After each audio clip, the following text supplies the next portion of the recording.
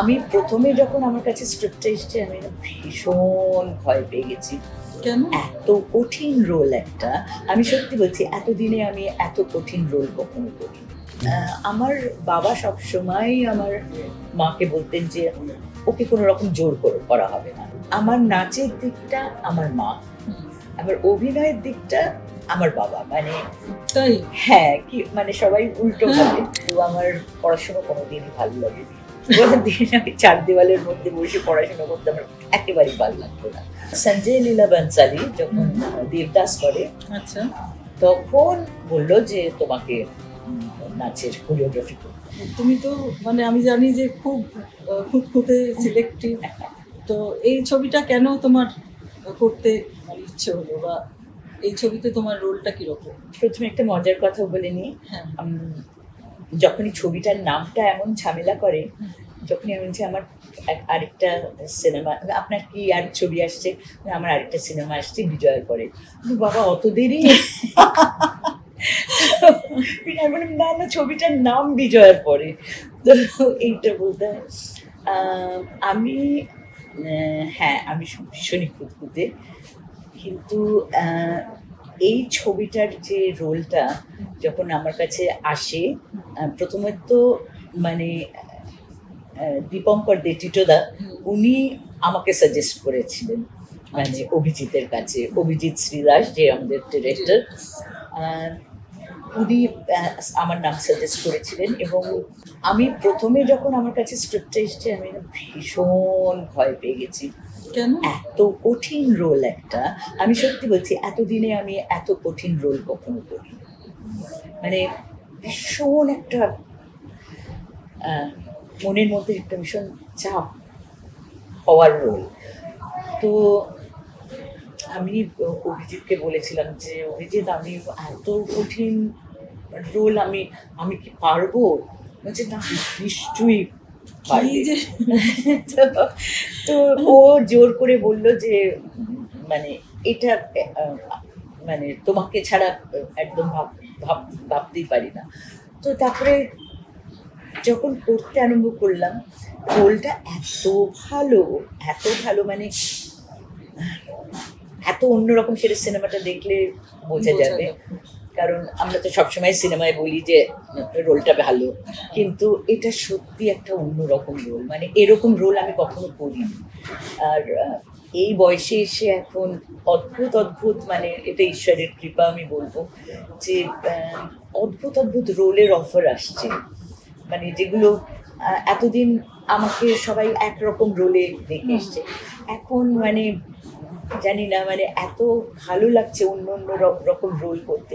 যেরকম শিবপুরে একটা অন্যরকম রোল করেছি, তারপরে শাহজাহান রিজেন্সিতে একটা অন্যরকম, আর এটা একেবারেই অন্যরকম। তো তুমি তো সত্যজিৎ রায়, মৃণাল সেন, মানে হেন কেউ নেই যার সঙ্গে কাজ করো। আমার সৌভাগ্য সত্যি। আমি প্রত্যেকের সঙ্গেই, শুধু একটা বই না, মানে অনেকগুলো বই। সব ছবিতেই সত্যজিৎ রায়ের 3টে পরপর ছবিতে, লাস্ট 3টে ছবিতে থাকার সৌভাগ্য হয়েছে। মৃণালদার এতগুলো ছবি, একদম প্রথম, হ্যাঁ, বুদ্ধদেব দাশগুপ্ত ছবি, গৌতম ঘোষ, তারপরে মানে আরো ঋতুপর্ণর এতগুলো ছবি। তো এটা আমার সৌভাগ্য, আমার ভাগ্য বলবো। এবং যেরকম নতুন ডিরেক্টরদের সঙ্গেও, সেটাই আমি জিজ্ঞেস করতে যাচ্ছি। প্রতিমের সঙ্গে 2টো বই, মাছের ঝোল আর আহারে মন। তারপরে এর সঙ্গেও সৃজিতের সঙ্গেও 2টো, যদিও ছোট ছোট। কৌশিকের সঙ্গে এবারই বড়, কৌশিকের প্রথম ছবিটাতে, গণেশ ছবিটাতে আমি একটা ছোট রোল, আমাকে বলেছিল মমতা করে দাও এটা, তো সেটা করেছিলাম। কিন্তু এবার এত ভালো একটা, এবং সেটাও মৃণালদাকে ট্রিবিউট, মানে খারিজের পরে খারিজের একটা এক্সটেনশন, পালা। মানে ভালো লাগছে যে এখনো করছি, যে করতে পারছি। আর অভিনয়টা তো ভালো লাগেই করতে, নাচ আর অভিনয় এইটাই তো আমি জিজ্ঞেস করবো ভাবছিলাম, যে নাচ তো তোমার রক্তে। তো নাচের পাশাপাশি মানে অভিনয় নিয়েও প্রফেশন করবে, এরকম কি ছোট থেকে ঠিক করলে? আমি কোনোদিন কিছু ঠিক করিনি। কারণ মৃগা তো তোমার একেবারেই ছোটবেলার। একদম, হ্যাঁ। আমার বাবা সবসময় আমার মাকে বলতেন যে ওকে কোনো রকম জোর করা হবে না। আমার নাচের দিকটা আমার মা, আমার অভিনয়ের দিকটা আমার বাবা। মানে তাই? হ্যাঁ, কি মানে সবাই উল্টো ভাবে, কিন্তু একদম উল্টো। আমি ছোটবেলা থেকে নাচ যখন করেছি তখন সব বাবার ট্রুপের সবাই নাচ করছেন, আর আমি তাদের মধ্যে দিয়ে নিচে নিচে বেড়াচ্ছি। আমি ছোট্ট তখন, তাদের প্রায় হাঁটুর থেকে একটু ওপরে হব আমি, তো তখন থেকে আমি নিচে বেড়াচ্ছি। আর বাবা বলতেন যে ঠিক আছে ও করুক, কিন্তু মানে ওকে কেউ বারণ করো না, ওকে অ্যাটেনশনও দিতে হবে না, শুধু তোমরা সাবধানে নিচ্ছ যাতে তোমরাও হোঁচট না খাও বা কেউ পড়ে না যায়। আমার ছোটবেলা থেকে অনেক ছবির অফার এসছে, কারণ আমরা ফিল্ম সার্ভিস বলে একটা বাড়িতে থাকতাম, PN রায়ের বাড়ি, ফিল্ম সার্ভিস। তো ওখানে তো সিনেমার লোক সারাদিন আসতেন, মানে কে কে না এসছেন। বম্বের ফিল্মের মানিক কাকা, মানে সত্যজিৎ রায়, মৃণালদা, এরা সারাক্ষণ, তপন সিনহা, এরা সারাক্ষণ আমাদের বাড়িতে আসতেন এবং সবাই মানে বলেছিলেন অনেক অফার এসছে, কিন্তু বাবা মা চাননি অত ছোট বয়সে আমি কাজ করি। হ্যাঁ, তো আগে মানে বলছি না, অন্তত মানে স্কুলটা শেষ করুক, কলেজে উঠুক, তারপরে দেখা যাবে। তো সেইটাই হলো। মানে তো ওই সময় বোধহয় স্কুল মৃগা আমি মানে কলেজে ঢোকার কয়েক মাস পরেই আমি বললাম যে আর আমার ওই বাধা ধরা কিছু আমার ভালো লাগে না। আমার ভীষণ খোলামেলা থাকতে ভালো লাগে, যে আমি আমাকে উপর চাপিয়ে কিছু দিলে আমার ভীষণ চাপ হয়ে যায় সেটা। তো ব্যাস সেরকম করেই অ্যাক্টিংয়ে আসা। এবং মৃণালদার, এটা সবাই জানেন, মানে মৃণালদা বলেছিলেন যে মানে মাকে বলেছিলেন যে ওকে ছবিতে করতে দিন, তো মা বলেছিলেন এখন না, মানে অন্তত পড়াশোনাটা শেষ করুক তারপরে। কিন্তু আমার পড়াশুনো কোনোদিনই ভালো লাগেনি। দিন আমি চার দেওয়ালের মধ্যে বসে পড়াশোনা করতে আমার একেবারেই ভালো লাগতো না। আমার শ্বশুরমশাই একটা ভীষণ ভালো গল্প বলতেন আমাকে, মানে আমার শ্বশুরবাড়িতেও আমার কোনো রেস্ট্রিকশন ছিল না, ভীষণ ওনারা ভালো, ভীষণ মানে সেটা বোঝা আর্টিস্টিক একটা এই ব্যাকগ্রাউন্ড, ভীষণ ভালো। আর আমার শ্বশুরমশাই আমাকে একটা গল্প বলেছিলেন যে একটা মেয়ে, একটা গ্রামের মেয়ে, সে কত রকম কাজ করছে। সে একদিকে একটি মা, মানে গ্রামের মা, সে বসে গুড় জাল দিচ্ছে, এদিকে বাচ্চাকে ফিড করছে, ব্রেস্ট ফিড করছে, এদিকে ঢেকির পাড় দিচ্ছে, মানে ঢেকি একজন করছে, তার পাড়টা দিচ্ছে, ওই হাত দিয়ে উল্টে দিতে হয়, চিলের পাড় এইগুলো।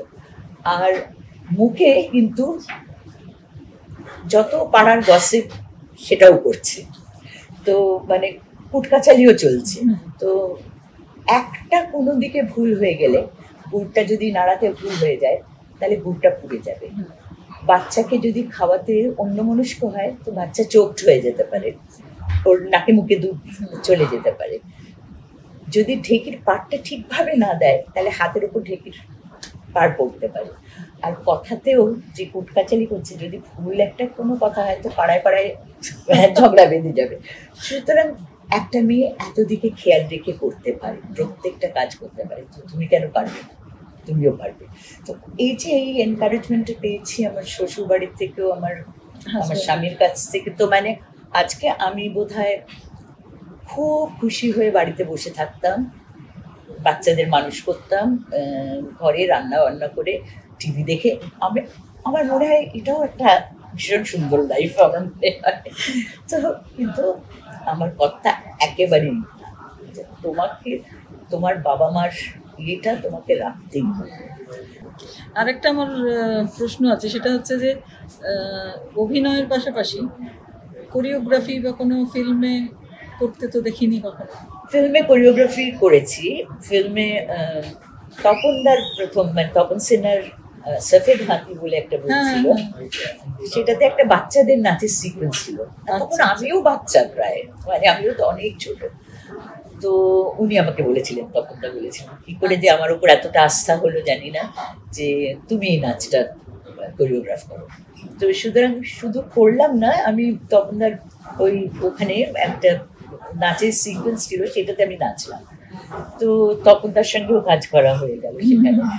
আর তারপরে সঞ্জয় লীলা বানসালি যখন দেবদাস করে, আচ্ছা, তখন বললো যে তোমাকে নাচের কোরিওগ্রাফি করতে হবে। তাই?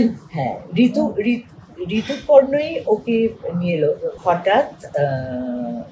যেটা শুনলাম ঐশ্বরিয়ার পায়ে একটা কিছু মোচড় এসছে, মানে ও তখন পড়তে পারবে না, নাচ করতে পারবে না, এবার পেছাতে হলো।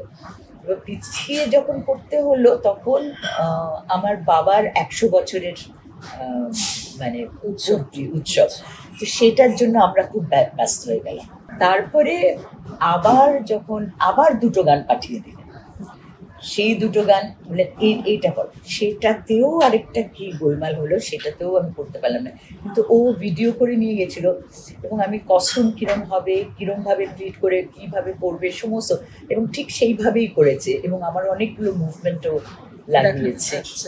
বিজয়ের পরেতে একটা নাচের সিকোয়েন্স আছে, সেইটা মানে আমি কোরিওগ্রাফ করেছি আমার ছাত্রীদের, মানে ট্রুপ মেম্বারদের নিয়ে, সেখানে একটা নাচ আছে। আচ্ছা, তো সেটাতে জিনিস আবিষ্কার সেটাতে আছে। আর আমি এতেও করেছিলাম আবু, মানে গাহানা কুসুম কুঞ্জ মাঝে, ওই গানটা, সেটাও ঋতু বলেছিল তুই করে মানে নাচের এটা কর, সেটাতেও কোরিওগ্রাফ করেছি। তো আমরা লাস্টে আরেকবার চলে আসি এই বিজয়ের পরের ছবির কথায়। আমি সিনেমাটা এতে ফেস্টিভ্যালে দেখানো হলো, কলকাতা ফেস্টিভ্যালে ছবিটা দেখানো হলো, এবং হাউসফুল, দুটো শোই হাউসফুল, এবং ভীষণ ভালো রেসপন্স পেয়েছি। মানে আমি ভাবিনি যে এত ভালো রেসপন্স পাবো। তো আমার শুধু মনে হয় যে এখন যেন ছবিটা হলে মানুষ দেখতে আসেন, কারণ কি সত্যি ছোট পর্দায় দেখে এই মজাটা হবে না। কারণ কি ছোট পর্দায় দেখার এটা হচ্ছে যে আমরা এক মনে ছবিটা দেখতে পারি না, এত কাজ এসে যায়, তার মধ্যে ফোন এসে যাচ্ছে, তার মধ্যে এটা হলে বসে একটা এক মনে ছবি দেখার একটা ব্যাপার থাকে। তো সেই জন্য আমার মনে হয় যে এটা হলে এসে ছবিটা দেখলে ভীষণ ভালো হবে। এত ভালো ছবি হয়েছে, মানে আমি মানুষ দেখলেই সেটা মানে বুঝবেন যে আমি বাড়িয়ে বলছি না। আর আরেকটা জিনিস যেটা বলবো, যে শুধু আমি ছবিটার কথা বলছি না, প্রত্যেকের অ্যাক্টিং এর কথা। ছবিটা তো ভীষণ ভালো বানিয়েছে, মানে নতুন ডিরেক্টর অভিজিৎ শ্রী দাস, নতুন ডিরেক্টর। মানে আমাদের এতদিন কাজ করে একটু ভয় থাকে যে নতুন কিরকম ভাবে হ্যান্ডেল করবে, কিভাবে করবে। মানে ওকে মনে হলো অনেকগুলো ছবি করে এসেছে, আর ও এইতে ছিল অ্যাডের লাইনে, তো সুতরাং ও জানে কি জিনিসটা বার করে নিতে হবে। মানে প্রত্যেকে যে যতটুকু রোল করেছে অপূর্ব। আপনারা হলে এসে দেখবেন, এবং তাহলে আপনাদের অন্যদিকে একটা জিনিস হবে যে আপনারা বাংলা ছবির পাশে দাঁড়াচ্ছেন, এই কথাটাও মনে করে বাংলা ছবিকে বাঁচান। আপনারা হলে এসে ছবিটা দেখুন। ধন্যবাদ।